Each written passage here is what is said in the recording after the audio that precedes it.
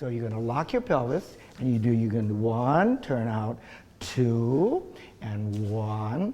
Now, what Mayumi's going to do, only 2 measures. She's going to grip and pull, and then now, she's going to do what we call the pink slam bounce.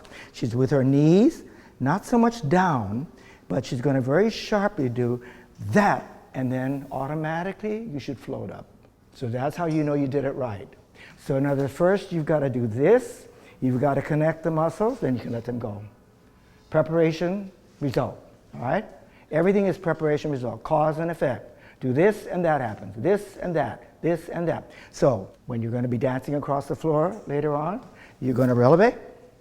We're going to do it today. You're going to relevé. You're not going to do relevé, relevé. I don't want to see that anymore. You're never going to do that again. No more lifting and kicking.